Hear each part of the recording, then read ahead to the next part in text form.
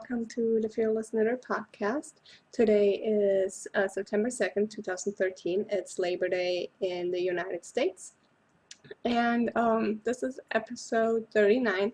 My name is Courtney, and you can also find me as Stitches Please on Ravelry and Plurk.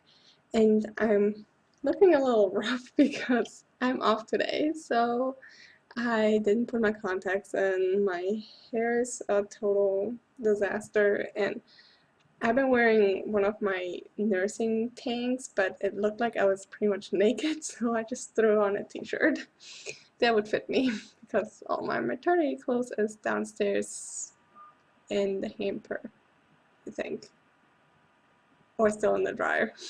One or the other. It's one of those weekends. A lazy weekend. I love lazy weekends. My weekend didn't start off that lazy though.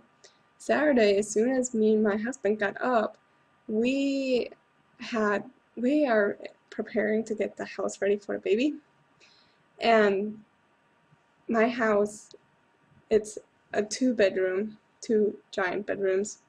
And right now we're officially sleeping in what should be the guest room. It has a walk-in closet, and the bathroom just has a shower and a toilet instead of the bathtub. But we're using that because it has the walk-in closet. And then the other room is so big, which would be the master bedroom. It's so big that we use it. His desk is over there. My crafting desk is where I'm sitting. And then I have a desk over there. And we have behind me, the closet is all the way against the wall. That's all closet. But it's not walk-in. It's just slider thingies. And then it has a master bathroom too. So, and then my living room has a complete extra space that could be another room. So anyways, what we're doing is, our now bedroom is going to be the nursery. This is going to be the bedroom, and downstairs is going to be office/crafting room. So what we did is, I had to go through this whole back. I just said that's the whole wall of closets. I had to go through it because it's all crafting. Every single thing is crafting material. So, and just junk. So I went through the whole thing. It's empty. There's baby stuff in it, but it's empty. And then he went through the shed, and we have a little closet downstairs under the stairs. He went through that and moved everything around so that all the stuff that I didn't get rid of from back there can go down there. So we did all that. He moved the couch because we moved the couch forward so that behind the couch is going to be the office. We had to drive to the dump because I got rid of a ton of stuff. We still have to move, obviously, the crafting stuff downstairs, but probably doing that next weekend. One thing at a time, because I mean we started at like 10 a.m. like after breakfast, and got done at like 3. So it was a lot of work. The reason we haven't really moved the bedroom over here yet is we have no idea what we're going to do with our cable and the internet, because the internet router is in here. So he used to do cable, so we don't have to call anybody. He can do it. It's just a matter of we have no idea how we're going to position the bed and the TV. That's really the only 2 things that have to be moved in here, but we have no idea how to move them, because where the TV would have to be, it would be the weirdest angle for the bed, and yeah. We figured we don't have furniture for the nursery yet, so we can take a little bit of time. Alright, this is a knitting podcast, so let's get started. Just a reminder that I'm hosting a knit along for anything tin can knits related, any patterns from them, from August 1st till September 30th. So you have a whole nother month. So if you haven't joined in yet, you have plenty of time. I noticed that there were a few FOs popping up in the thread, and I love looking at those. And I have 2 FOs for tin can knits, and one is getting closer to being done, but not really, and the other one is way from being done. But I have a finished object that's not tin can knits related, It's the Shell Stitch Beanie by, it only said the Dainty Daisy, there was no name. So by the Dainty Daisy, and I used leftover Cascade Superwash 220 in Daffodil and Burgundy, and a J hook, which is a 6.0 millimeter needle, not needle, hook. And I made this hat. It is so adorable. I finished this hat in a day, but I still had time to do the flower that day, but I didn't really. I would have to come in here and get the yarn, and I was already in bed. So I waited till the next morning, and then I blocked it, and I completely forgot I was blocking. As I was sitting down, I always look at my Ravelry projects to make sure I have everything listed, and I saw the FO was in there, and it was still blocking. So I just now sewed on the flower, and I did this Friday night, Saturday night. And here it is. It is so cute. I love the flower. I did not use the flower they had. Theirs is poofier. I actually like this better, but the instruction, I'm not good with crochet instructions at all. So I found this flower from a craftsy class that I took a long time ago. Crochet embellishments, I believe. So I made this one instead. Oops. I think it's so cute. Alright. And that's that. Whoops. Since this is a lazy weekend, I just knitted on everything I have.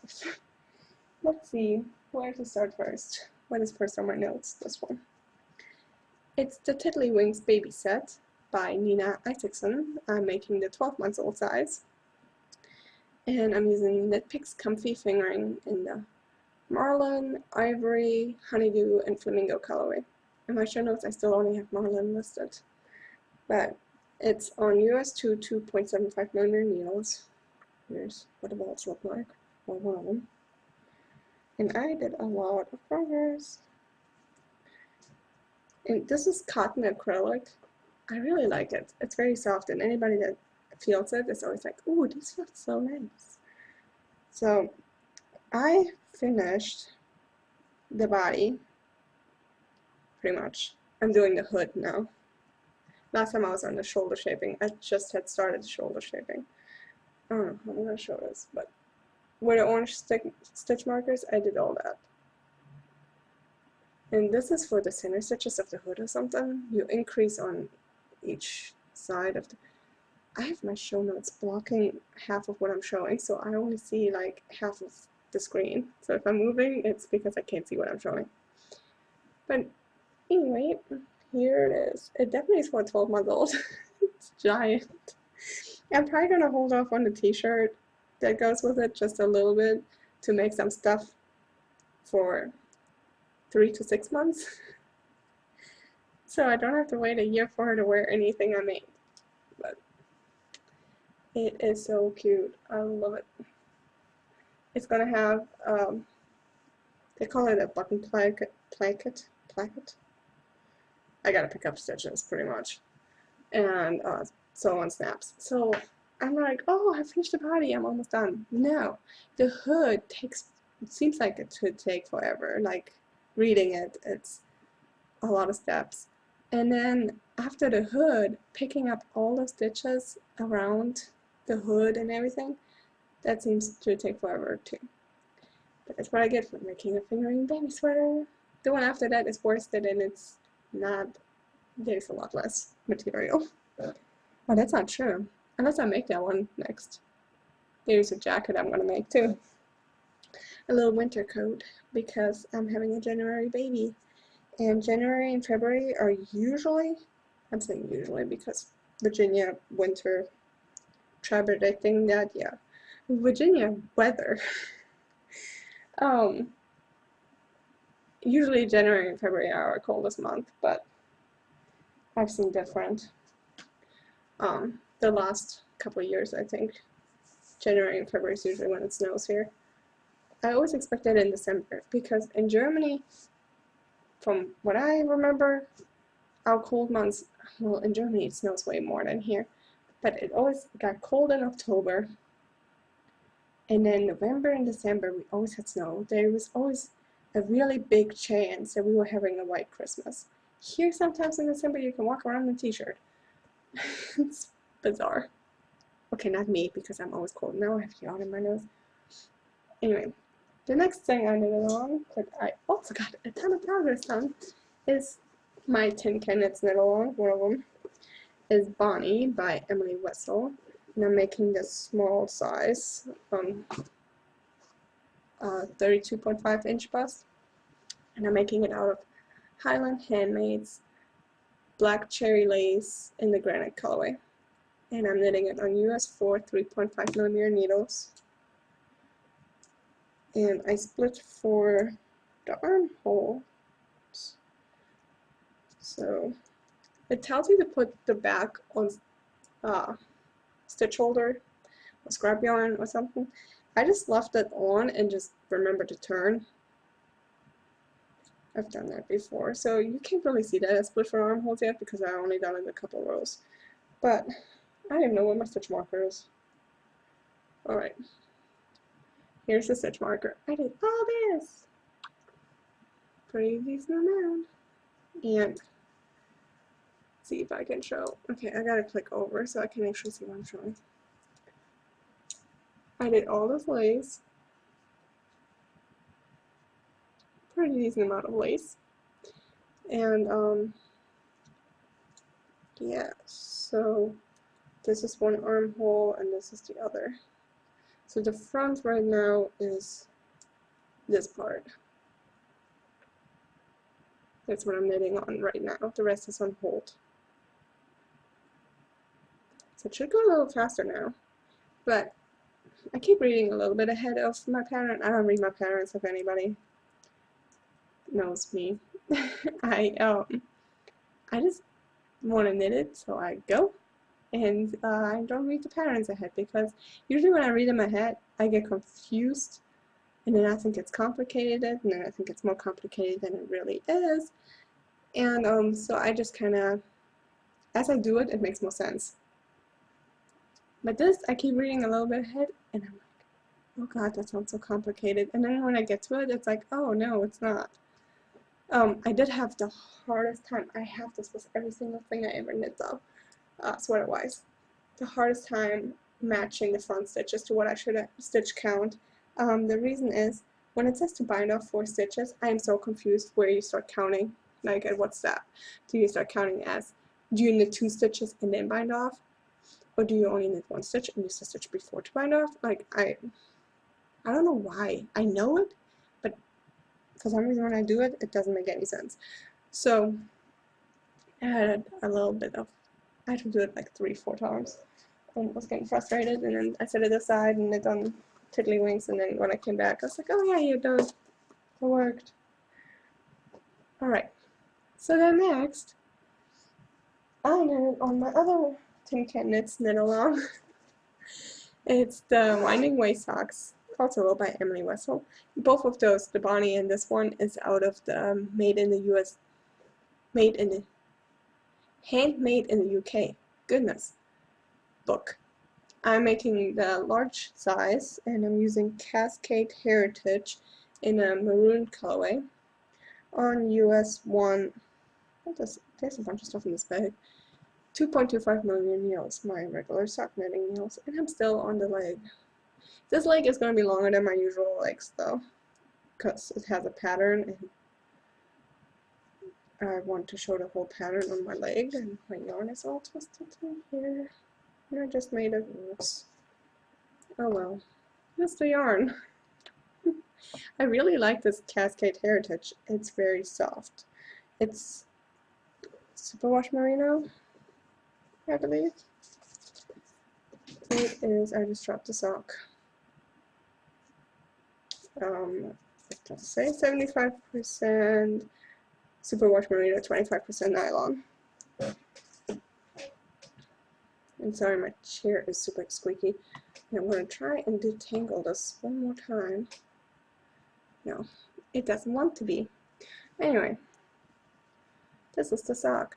The lace panel is only 15 stitches and it's right on the side, so it's kind of curls to the back.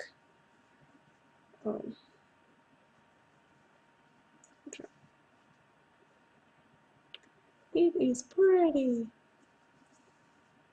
See if you can see it. And then the rest of the sock is a 3x1, 2x1 rip. I don't even know. I just read the stitch below.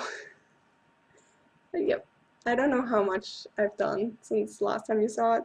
I honestly don't even, I think I have this much more to go. So I think I finished a whole pattern repeat. It's 1.5 pattern repeats, and I think I finished a whole one, so I have half of one left, I believe.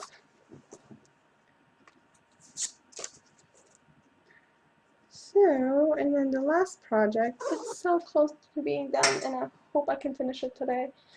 I was hoping to finish it before I started podcasting. I'm podcasting a couple hours earlier than usual. My hair is super poofy because I didn't straighten it. But the rows take forever, so I wasn't gonna try.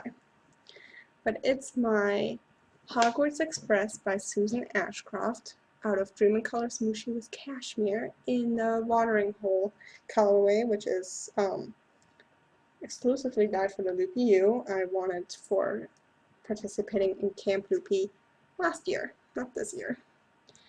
And I'm using US 5 3.75mm needles. And I don't have a stitch mark in here to show how much I did, but I did a lot. It's all scrunched up. You can't even see.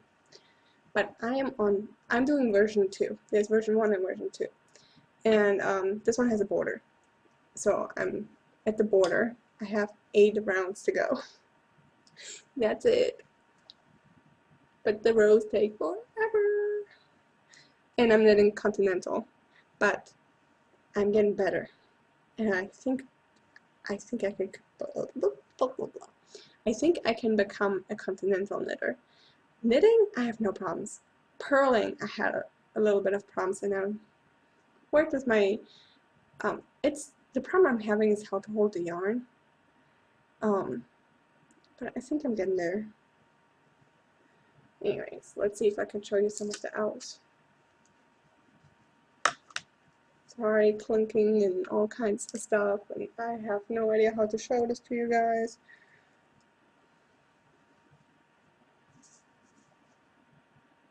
Can you see my owls? There's an owl right there. I have these grayish black beads. And, yep, just doing the border now. Almost done. And I love this yarn. It's so smooshy. That's why I'm doing the second version. I had enough yarn for that. Well, you have enough yarn for either version because you weigh the yarn. So that was pointless what I just said. But I would be done already. I want to keep going. That's all I knitted on. I only have one more project on the needles, and that's the Dahlia cardigan, and I didn't knit on that because my 5s are on the Hogwarts Express, and I need my 5s. I wanted to knit literally on everything this weekend. Did I spin? No, of course not. Why would I be spinning when I'm trying to get, I cannot talk today. Why would I be spinning when I'm trying to give the wheel back to my friend? Right? If I don't spin anything, I can't give the wheel back to her. Is that why I'm not spinning? I don't know. I think it really is just because it's a hassle for me to grab the wheel. I think that's it. I'm lazy. No, it's not that I'm lazy. It's my husband is doing his own thing. I don't want to have to interrupt him to grab the wheel for me and then interrupt him again to put the wheel back. So, and I can't leave the wheel out because I have 2 crazy cats that are not in this room right now. That's why it's so quiet in here. I think my husband and the cats are taking a nap. Anyway, so no spinning. I have to spin 2 more ounces of my Into the World. I have to do it. I can do it. Alright, I had a question in my Facts About Germany thread from Renee, who's Renee Loves You, and she asked, pretty much I'm going to sum this up, is how do you go about getting a driver's license in Germany, and if I was old enough. I was old enough, but I wasn't. You have to be 18 to get a driver's license in Germany. You can drink at 16, but you can't get a license till 18. I turned 18 in April and I moved to the United States when I was in August. So I only was 18 for 4 months. It is very, very expensive to get a driver's license in Germany. I think my mom didn't get a driver's license until she was like in her later 30s because when she was married to my lovely father, my father didn't feel like she needed a driver's license. So he kind of, my father's not my favorite person ever, he kind of forbade her to get a driver's license. So as soon as she got divorced from him, she got a driver's license. So she was like in her later 30s, and I think she paid roughly around 1,500 to 2,000 euros for it. So you understand why my parents did not feel the need to get me a driver's license for 4 months, right? You have to go through classes extensively. Not like here, I know, I think some high schools that have driver's ed. No, obviously my mom was in her middle 30s. She didn't go through any driver's ed or anything. There are these companies that you take a written exam and then you take a driving exam. And you have to go through the Red Cross, I believe. I'm not 100% on all this because I didn't do it, but from seeing my mom go through it, you have to get certified in like CPR and stuff, I believe. I think you have to, I'm pretty sure you have to go through Red Cross. And you take driving classes where the person on the other side has, I think, the gas and brake pedal too. I don't even know. I think they have just regular cars that they pick you up in. I remember the person coming to, I think it was my mom's first day too. They came to our house to pick her up, and my mom got to the passenger side, and the teacher was like, no, go on the driver's side. But yeah, you have to take a certain I believe a certain amount of hours of written and a certain amount of driving, and then you take a test, which I think you have somebody in the passenger and somebody in the back seat, I believe. I think my mom failed the first driver's test because she was so nervous and forgot to buckle up. I think. I don't remember. But yes, it's very difficult. I had the hardest time getting a driver's license because, one, I didn't care. In Germany, everything's public transportation, and you don't. I'm not a fan of driving. Like, even now, I don't like driving. So, I was 19. I was 18. Like, as soon as I got here, that week, I got my permit. I passed the test the first time. The written exam, you know, I got the book, I studied. Driving in Arizona, especially in Maricopa County, dude, I probably still failed that driver's test. To get on the road, you have to do a 3-point turn, but the cones are so damn close, I would have had to drive a little shoebox, like one of those Fiats, to pass that test. My mom drove a Mini Cooper, and she said she had a hard time. At least that's what she told me. It's a very tight turn. I failed that sucker like 3 times because you have to pass that in order to get on the road. Yeah, I failed that like 3 times. I would go there at nighttime, like after it closed, you can go there and practice, and I just never, ever finished that part. Ever. So I had my permit for a year. I moved to Florida. I still have my permit. Florida for a week. I go in. You immediately get on the road. You don't have to do any kind of weird test. And then you just have to park. No, that's not true. you have to park in the spot and then you get to go on the road, and the spot had cones next to it, and the cones were literally outside of the white lines, like way out of the white lines. It was like I was driving an SUV. So I had no hard time parking the car, and then you get out on the road, and I did all that, and then they tell you to park wherever you want, and it was the easiest test ever. I almost ran a stop sign, but a tree was hanging over, so he rolled up and down. I was like, I didn't see a stop sign. He's like, oh no, I didn't see it either. I'm riding down to tell the county to cut down that tree. So that was, yeah, it took me a year to get my driver's license here. My sister, she got her license in Arizona, and I never asked her. She got it in a different county. If she had to do that damn stupid 3-point park, I tell you, that thing was hard. I would like to go back there and see if I can do it now. Anyway, so that's the driver's license. I'm sorry, I don't know much more about Germany. I just know it's very expensive and very difficult from seeing my mom go through it. That was many years ago. No idea how it is now. What did I watch this week? I caught up with Grey's Anatomy. I watched the finale yesterday. Like every Grey's Anatomy finale, there were tears. Every single one. I have not watched the Grey's Anatomy finale with dry eyes. My friend warned me and said I should have watched it when it first aired because I wasn't pregnant. Yeah, this was like my worst nightmare, seeing it on TV.